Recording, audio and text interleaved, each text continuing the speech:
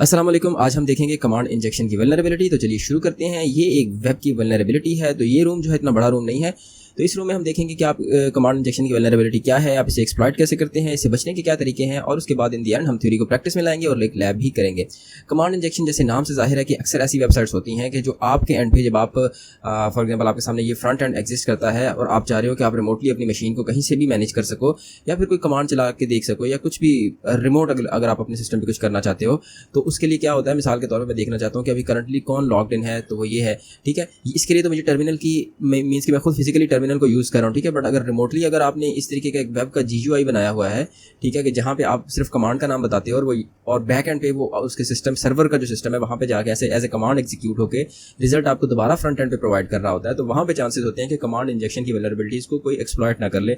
Means कि अगर सिर्फ जो डेवलपर है उसने ये ज़हन में रखा होगा कि मैं रिमोटली पिंग करके देख लूँगा कि मेरे नेटवर्क में कौन कौन सी मशीन इस टाइम ऑन है, उसने सिर्फ पिंग के मकसद से ये चीज़ बनाई थी। बट अगर आप उसको किसी तरह एक्सप्लॉइट कर लो और उसकी बाकी कमांड्स भी उधर चलाने के काबिल हो, तो आप क्या कर सकते हैं, आप इसका रिमोट कोड एग्जीक्यूशन भी कर सकते हैं। आप फिर अपनी मर्जी की कमांड भी चला सकते हैं अगर वो website vulnerable to command injection attack है। अच्छा, अभी जैसे मैंने आपको whoami की कमांड चला के दिखाई, तो आपको आप पता चल जाता है कि इस वक्त आप मशीन में किस यूज़र के तौर पे लॉग्ड इन है। ठीक है, तो ये सेम वही यूज़र होगा जो जिस मतलब प्रिविलेज राइट्स के साथ आपका वेब सर्वर चल रहा होगा, उसी की एक्सेस राइट्स की आप सिर्फ यहाँ पे कमांड्स को रन कर सकते हो। ओके, अगर आप एडमिनिस्ट्रेटर हो तो आप सूडो वाली कमांड्स को यूज़ कर पाओगे। Otherwise if vulnerability command injection की एग्जिस्ट करती भी है तब भी आप एज एन एडमिनिस्ट्रेटर उस पर काफ़ी सारे काम नहीं कर पाएंगे। ठीक है, तो यही बात लिखी है कि अगर आप जो भी यूज़र के तौर पे लॉग इन है तो इसी की आपको एक्सेस राइट्स भी मिलेंगे अगर आप इस वल्नरेबिलिटी को एक्सप्लॉइट भी कर लेते हैं। और रिमोट कोड एग्जीक्यूशन का मैंने आपको बता दिया कि अगर आप एक कमांड चला सकते हैं तो आप कोई भी कमांड चला सकते हैं। आप रिमोट शेल ले सकते हैं और रिमोटली सिस्टम को मैनेज कर सकते हैं, जिसकी वजह से आप उसकी फाइलें डिलीट कर सकते हैं, वेब सर्वर की काफ़ी डिटेल्स उसको निकाल सकते हैं, कुछ सेंसिटिव डाटा निकाल सकते हैं। ठीक है, इस तरह का कुछ भी आप कर सकते हैं। अब कमांड इंजेक्शन की वल्नरेबिलिटी कैसे एग्जिस्ट करती है, इसको कैसे डिस्कवर करते हैं।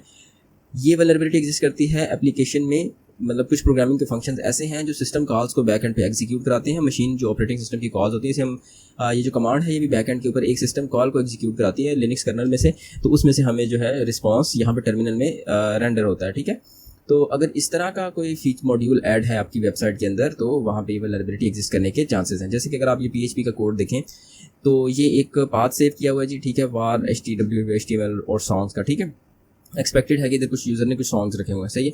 उसके बाद यूज़र फॉर एग्जांपल कोई स्पेसिफिक नाम है सॉन्ग का, वो सर्च करना चाह रहा है। ठीक है, कि वो एग्जिस्ट करता है आपकी डायरेक्टरी में या नहीं। तो अब सर्वर साइड पे जब वो रिक्वेस्ट भेजेगा तो ये कोड एग्जीक्यूट होगा। तो पाथ में तो बस पहली पाथ पड़ा है कि जहाँ पे चेक करना है। उसके बाद इस सेट का सर्वर साइड पे वेरिएबल चेक किया जाएगा कि टाइटल में कोई वैल्यू आई है। अगर कोई आई है तो $_get का जो वेरिएबल होता है, ठीक है, रिक्वेस्ट टाइप है HTTP की, गेट की, पोस्ट की, तो गेट की रिक्वेस्ट से हमने वो डाटा पिक किया, टाइटल की कमांड में आ गया। उसके बाद कमांड हमने अब बनानी है, ग्रैब की कमांड होती है सिस्टम में कोई चीज़ सर्च करने के लिए। ठीक है, ग्रैब की कमांड आप यहाँ पे देख भी लें, ये ग्रैब की कमांड होती है। ठीक है, इसमें आप ऑप्शन आपको कोई भी पास करना होता है। जैसे मैं अगर इधर लिख दूँ कि डॉट मतलब सही है, तो अगर आप इसको कुछ भी पास करोगे, कोई फंक्शन कोई नाम पास करोगे और उसके बाद कोई पाथ पास करोगे, तो ये भी सर्चिंग में लग गया। ठीक है, तो ये आपको उसके अगेंस्ट अगर इसको कहीं पे ये TXT फाइल मिल गई तो ये हमें शो करके लाएगा। ठीक है, तो इसी तरीके से ये सॉन्ग सर्च करना तो ग्रैब की कमांड डेवलपर ने इस तरीके से बनाई हुई है। उसके बाद EXEC का फंक्शन ऐसा है जो PHP से ये चीज़ लेके तो लिनक्स कर्नल या फिर विंडोज़ की जो भी अगर मशीन पे सर्वर चल रहा है तो वहाँ पे ये एग्जीक्यूट कराएगा और उसके बाद सर्च में आ जाएगा रिजल्ट। अगर कुछ नहीं मिला तो एम्प्टी आ जाएगा और जो आपका क्लाइंट है उसे आप दिखा दोगे ये सॉन्ग नहीं पड़ा, और अदरवाइज़ आप दिखा दोगे कि ये सॉन्ग एग्जिस्ट करता है। ठीक है, डज एग्जिस्ट में आप उस टाइटल को बता दोगे। ठीक होगी बात, तो ये इसी की एक्सप्लेनेशन लिखी हुई है। अच्छा, तो इसमें अब ये लिखा है कि आपने देखें कि टाइटल का जो वेरिएबल ये यहाँ पे जो चीज़ है इसमें आप कोई चेक नहीं लगा रहे कि उसने क्या लिख के भेजा है। आप डायरेक्टली जो आ रहा है अपनी कमांड के अंदर प्लग इन कर देते हैं और उसकी वजह से ये कोड अगर आप कहें तो ये वल्नरेबल है। ठीक है, वो यहाँ पे कमांड्स को एक लाइन में एक से ज़्यादा कमांड्स भी कनकैटिनेट हो सकती हैं। ठीक है, तो वो कनकैटिनेट करके तो इसमें एक एक्स्ट्रा कमांड भी सेंड कर सकता है। मिसाल के तौर पे अगर मैं इसको ये ख़त्म करूँ, जैसे अभी ये कमांड है ना whoami, ठीक है, और एक कमांड है pwd, तो अगर आप इन दोनों को एक ही लाइन में एग्जीक्यूट करना चाहते हो तो आप इस सेमीकोलन लगा के pwd लगाएं तो दोनों कमांड्स एग्जीक्यूट हो जाएंगी। इसी तरीके से एक और भी है, अगर मैं इन दोनों के दरमियान में एंड लगा दूं तब भी दोनों कम चल जाती हैं। ठीक है, और सिंगल एंड से भी ये दोनों एग्जीक्यूट हो गई हैं। ठीक है, एक फर्स्ट ये हो गया और उसके बाद whoami का भी इसने बता दिया। ठीक होगी बात, तो whoami में इसने ये बताया काली। ठीक है, तो ये जो एक आप इसे ऑपरेटर कह लें, ये ऑपरेटर हैं जो एक से ज़्यादा कमांड्स को एक टाइम पे एग्जीक्यूट कर सकते हैं, सही। तो इसी तरीके से जो टाइटल की वैल्यू भेजी थी उसके ऊपर सैनिटाइजेशन का होना ज़रूरी है कि उसे चेक किया जाए। और ये चीज़ जो है सिर्फ PHP तक लिमिटेड नहीं है, जैसे फ्लास्क का कोड भी लिखा हुआ है, इसमें भी इसी तरीके से है कि यूज़र जो है एक राउट इन्होंने डिफाइन किया है स्लैश करके कि मतलब जो भी जैसे इस तरह है ना, ये देखें URL flask-app.thm/whoami करेगा तो ये whoami एग्जीक्यूट करा के उसका रिजल्ट देंगे, स्लैश करके pwd करेगा तो pwd का रिजल्ट प्रोवाइड किया जाएगा। तो ये वाला रूट कॉल होगा, ठीक है। और उसके बाद ये कमांड सर्वर जो है ये फंक्शन चलेगा, इसमें से whoami को पिक किया जाएगा और एग्जीक्यूट कमांड के फंक्शन को पास कर दिया जाएगा। फिर ये जो सब process.p ओपन है इसे वो वेरिएबल पास कर दिया जाएगा, जैसे अगर whoami इसके अंदर था तो whoami एग्जीक्यूट करेगा और उसका जो आउटपुट है वो जो भी फ्रंट एंड है वहाँ पे प्रोवाइड किया जाएगा, सही।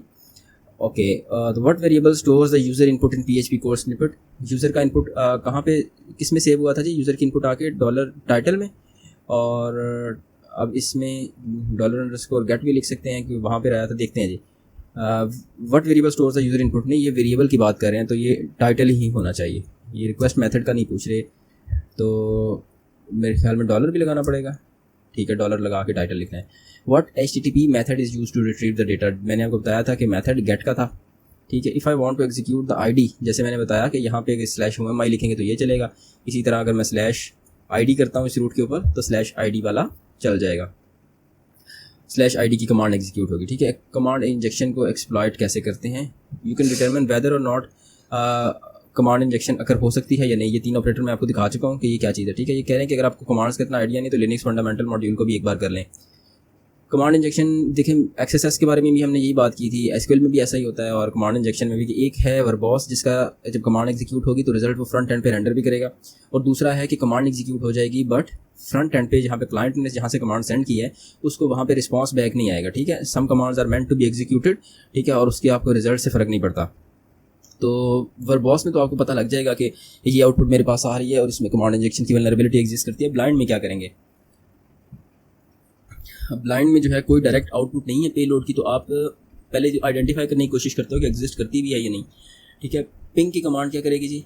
पिंग की कमांड करती है कि अगर आप इसको कोई IP पास करो तो ये नेटवर्क पे वो उस पे ICMP एको के पैकेट्स जो हैं उसको रिलीज़ करती है और ये चेक करती है कि जो डिवाइस है, जो भी नेटवर्क डिवाइस जिसकी IP आपने पास की है वो ऑन है या ऑफ, ठीक है। तो इन्होंने कहा कि आप ऐसा करो, पिंग को ना पिंग में काउंट का वेरिएबल होता है, ठीक है, काउंट का स्विच होता है C के नाम से, तो उसको आप एक से मतलब 25, 30, 100, 150 दफ़ा पिंग करने का बोल दें तो वो उधर रुक जाएगी, ठीक है। मतलब स्लो रिस्पांस बैक आएगा, तो इससे आपको आइडिया हो सकता है कि कमांड एग्जीक्यूट हो रही है कोई बैकएंड के ऊपर इसके, ठीक है।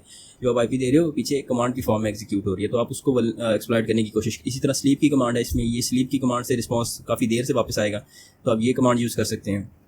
उसके बाद अगर आपको ब्लाइंड का जैसे मैंने बात की कि आपको फ्रंट एंड पे कोई आउटपुट नज़र नहीं आएगी तो आप रीडायरेक्शन का ऑपरेटर यूज़ करें, और अगर कोई भी टेक्स्ट फाइल विंडो में डिस्प्ले होती है या कुछ इस तरह का है तो आप आउटपुट को वहाँ पे रीडायरेक्ट करा के देख लो, ठीक है। उसके बाद उसको कैट का मतलब होता है कि आप अपनी कॉन्टेंट्स रीड करने हैं, ठीक है, तो आप उससे कॉन्टेंट्स रीड करते हो। उसके बाद इन्होंने क्या कहा कि कर्ल की कमांड भी आप यूज़ कर सकते हैं, ठीक है।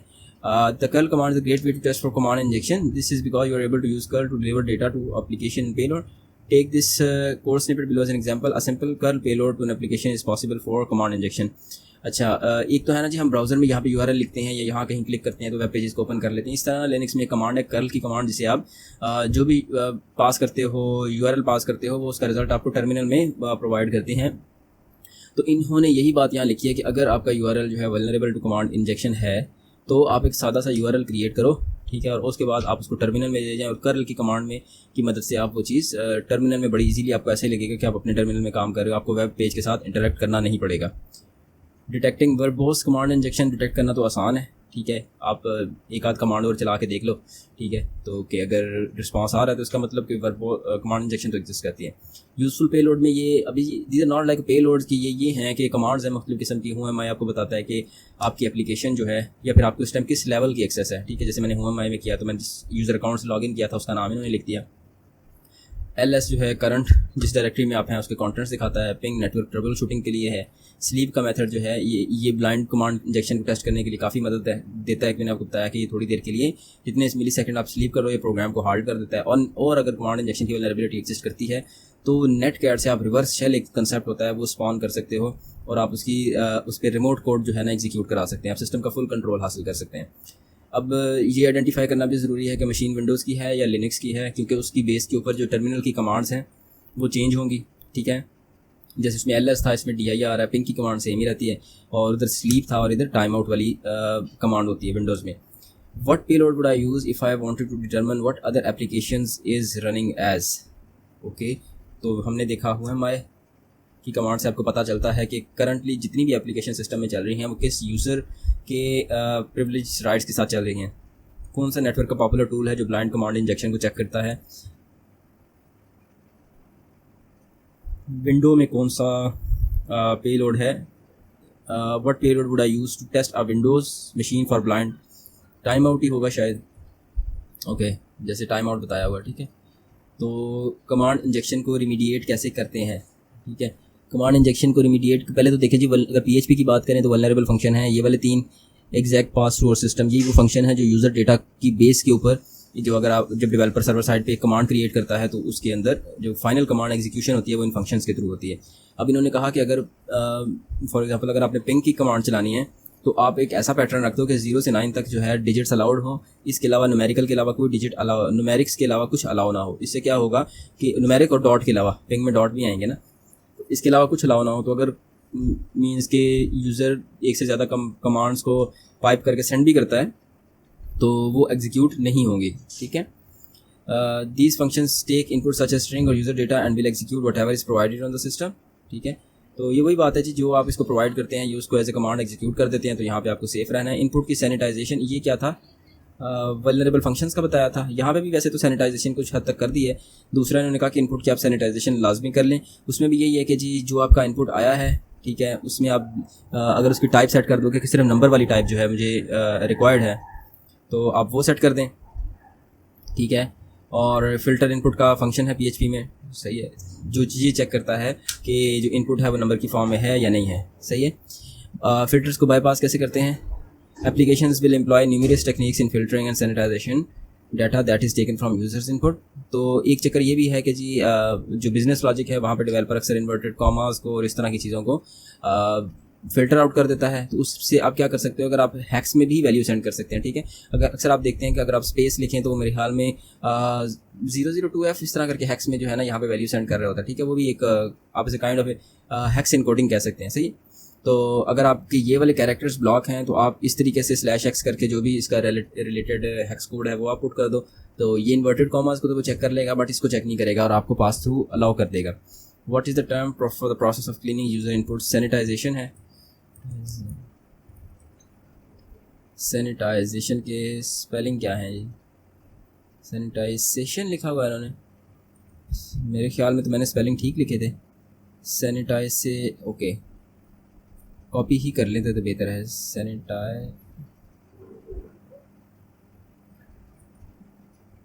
ये मेथड है जी सैनिटाइजेशन, होपफुली हाँ जी करेक्ट हो गया। अब प्रैक्टिकल में आ जाएं जी। प्रैक्टिकल में इन्होंने क्या कहा है कि आपको ये मशीन ऑन करनी है। मशीन हम ऑन कर लेते हैं, ठीक है। अब जब तक ये मशीन ऑन होगी हमें IP मिल गई है या नहीं वो देख लेते हैं,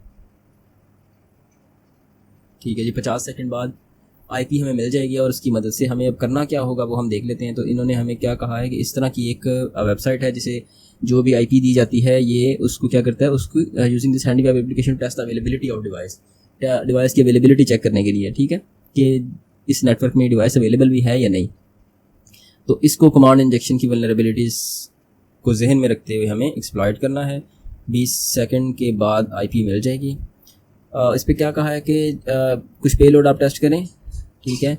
ये चीट शीट देख लें अगर आपको कुछ डिफ़िकल्टी होती है और हमें इसके कंटेंट्स फाइंड करके देने हैं इन एक्चुअल, ठीक है। और इसके बाद क्या, you can use variety of payload to achieve this -I recommended trying multiple.